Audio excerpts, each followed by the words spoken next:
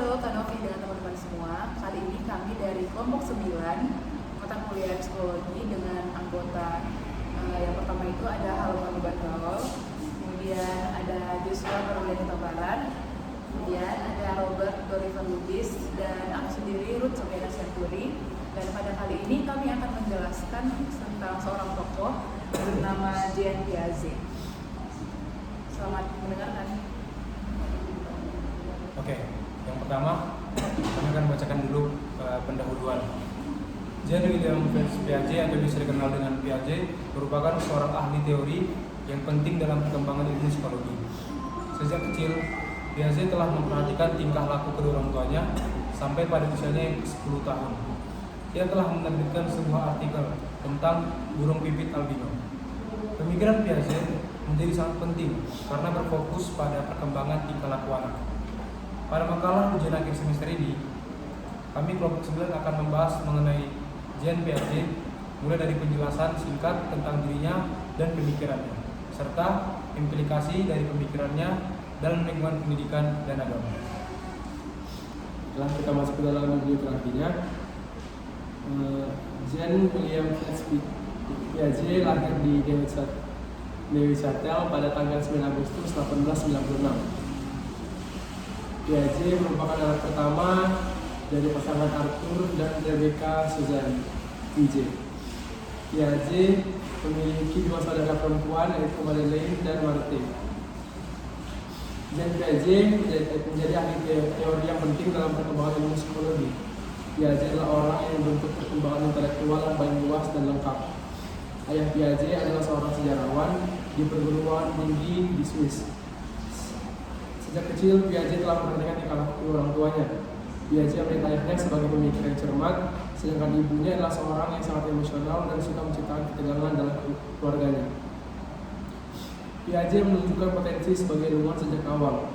Pada usia 10 tahun, ia telah menerbitkan sebuah artikel tentang burung pipit albino yang ia lihat di taman. Ketika Piaget masih di sekolah menengah, penelitian tentang moluska membawa undangan untuk bertemu dengan rekan-rekan asing dan tawaran pekerjaan untuk menjadi kurator sebuah museum. Semuanya ia tolak karena usianya. Pada usia 15 tahun, Piaget mengalami krisis intelektual ketika ia menyadari bahwa keyakinan agama dan filosofinya tidak memiliki landasan ilmiah.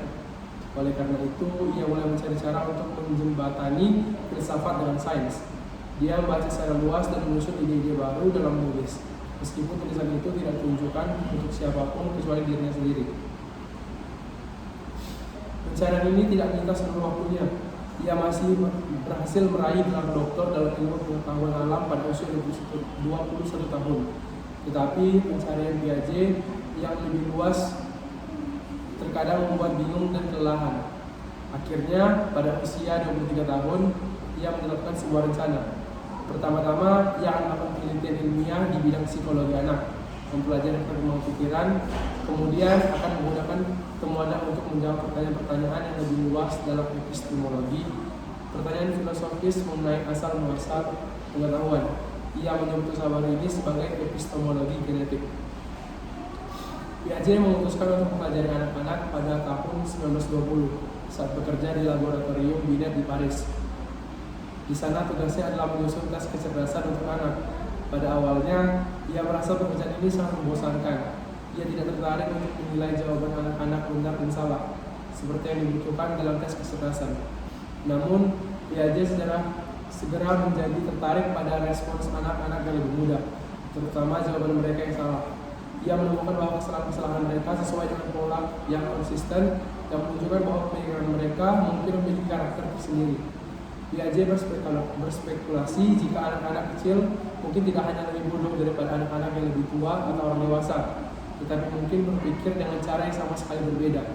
Untuk mempelajari ide-ide anak yang berpotensi unik, Piaget meninggalkan tes standar yang memaksa respons anak-anak ke dalam saluran buatan pertanyaan dan jawaban yang sudah ditentukan, dan merancang wawancara klinis yang lebih terbuka yang mendorong aliran kecenderungan spontan. Dia juga menghabiskan waktu berjam-jam untuk mengamati aktivitas spontan anak-anak. Tujuannya adalah untuk menangguhkan perasaan orang dewasa tersendiri tentang pemikiran anak-anak dan belajar dari anak-anak itu sendiri. Lalu kita lanjut pada pemikiran. Jean Piaget, seorang psikologis Swiss abad ke-20, menjadi salah satu tokoh sentral dalam pengembangan teori perkembangan kognitif. Pemikirannya yang mendalam mengenai bagaimana anak-anak memahami dunia sekitarnya telah memberikan kontribusi besar terhadap pemahaman kita tentang proses belajar dan perkembangan manusia. Piaget menekankan bahwa anak-anak tidak hanya menerima informasi dari lingkungan, tetapi mereka juga aktif membangun pengetahuan mereka sendiri melalui interaksi dengan lingkungan tersebut. Konsep utama dalam pemikirannya adalah bahwa anak-anak melewati serangkaian tahapan perkembangan kognitif yang berkembang dari masa bayi hingga dewasa. Tahapan tersebut, seperti yang dijelaskan Piaget, terdiri dari tahap sensori motor, tahap pra-operasional, tahap konkret operasional, dan tahap formal operasional. Setiap tahapan memiliki ciri khas tersendiri dalam cara anak-anak memahami dan berinteraksi dengan dunia sekitarnya. Salah satu kontribusi utama Piaget adalah teorinya tentang skema, yaitu kerangka kerja mental yang digunakan individu untuk memahami dan merespons pada informasi yang diterima dari lingkungan. Menurut Piaget, skema berkembang melalui proses asimilasi dan akomodasi, di mana individu menginterpretasikan informasi baru berdasarkan pada pengalaman yang sudah ada, atau mereka ubah skema mereka untuk memasukkan informasi baru. Namun, penting untuk diketahui bahwa pemikiran Piaget telah mendapat kritik dari beberapa ahli yang menyoroti kekurangan dalam metodologi penelitiannya dan penekanannya pada perkembangan kognitif pada anak-anak Eropa Barat. Meskipun demikian, warisan Piaget tetap menjadi pijakan penting dalam bidang psikologi perkembangan. Piaget juga menekankan bahwa anak-anak bukanlah sekadar tabula rasa yang pasif, tetapi mereka aktif terlibat dalam proses pembentukan pengetahuan mereka sendiri. Teorinya tentang tahapan perkembangan kognitif, mulai dari tahap sensori motor hingga tahap formal operasional, memperlihatkan bagaimana pemikiran anak berkembang dari pengalaman konkret hingga kemampuan berpikir secara abstrak. Konsep-konsep seperti skema, asimilasi, dan akomodasi menjadi landasan utama dalam teori Piaget. Skema merupakan struktur mental yang digunakan individu untuk memahami dan mengorganisir informasi. Asimilasi terjadi ketika individu menginterpretasikan pengalaman baru berdasarkan pada skema yang sudah ada. Sedangkan akomodasi terjadi ketika individu mengubah atau menyesuaikan skema mereka untuk memasukkan informasi baru. Meskipun Piaget dianggap sebagai salah satu tokoh paling berpengaruh dalam psikologi perkembangan, karyanya juga mendapat kritik. Beberapa kritik yang menyoroti kurangnya representasi dari variasi individual dalam perkembangan kognitif, serta metodologi penelitiannya yang terbatas pada sampel yang terbatas. Namun demikian, warisan Piaget tetap relevan dalam psikologi perkembangan dan pendidikan modern, dan pemikirannya masih menjadi titik referensi dalam memahami bagaimana manusia belajar dan berkembang. Baik, selanjutnya saya akan menjelaskan tentang implikasi dari pemikiran Jean Piaget dalam bentuk gereja dan juga pendidikan Kristen. Pemikiran Jean Piaget tentang perkembangan kognitif anak memiliki banyak implikasi bagi gereja dan juga pendidikan Kristen. Memahami tahap-tahap perkembangan kognitif anak sangat penting bagi guru dan orang tua di gereja agar dapat menyesuaikan metode pengajaran dan pembinaan iman dengan tepat. Anak-anak bukanlah miniatur orang dewasa.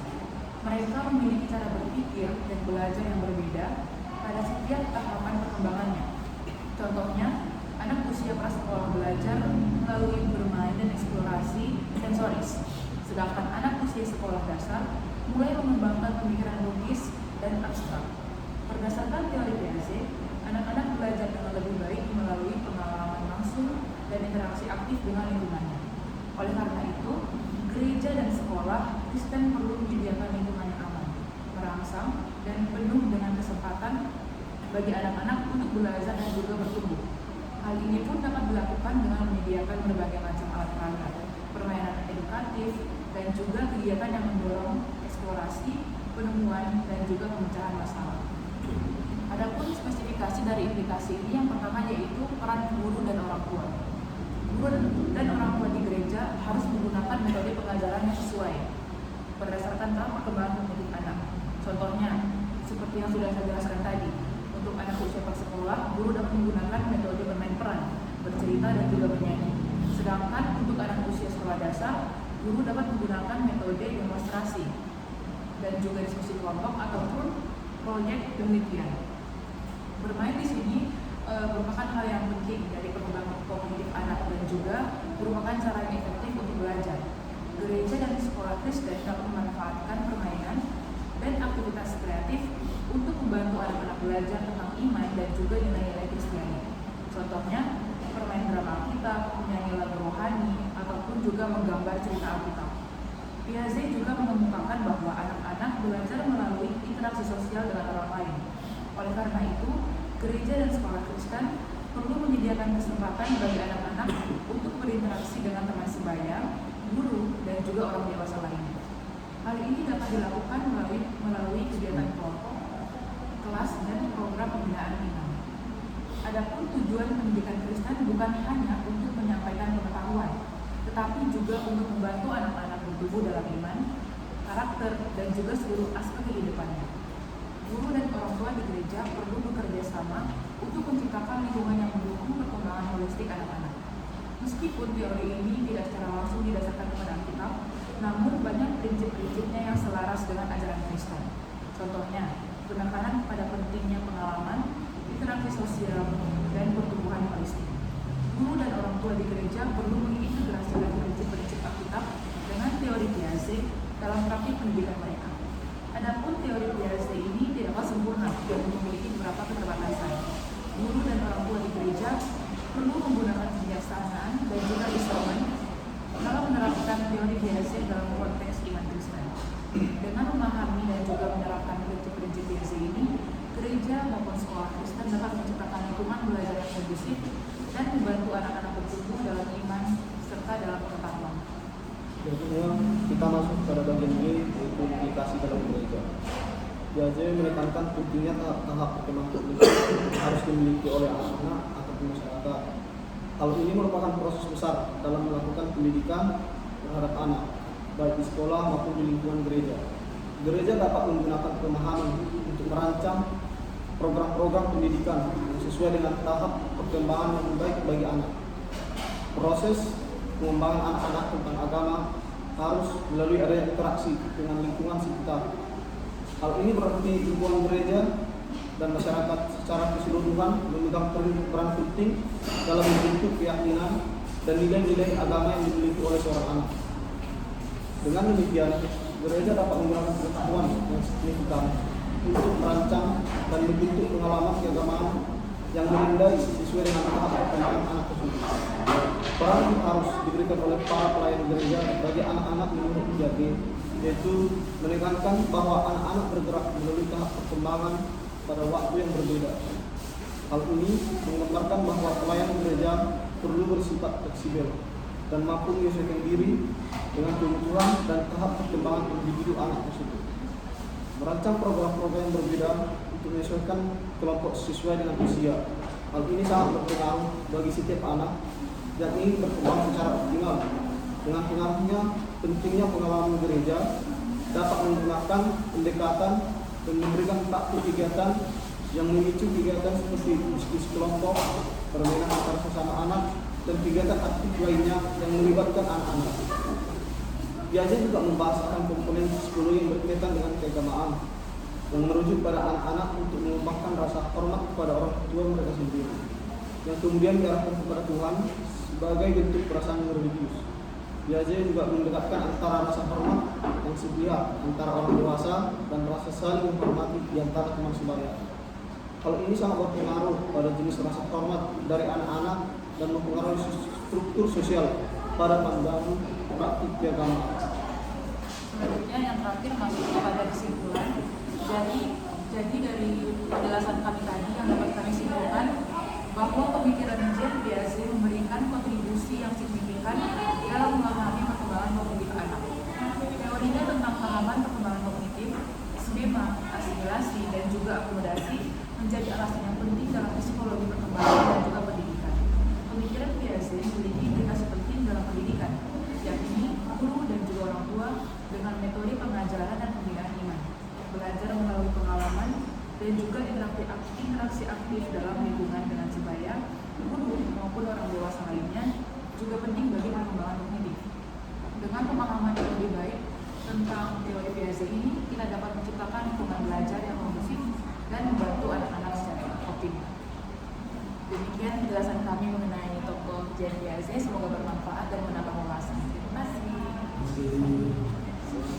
Siap.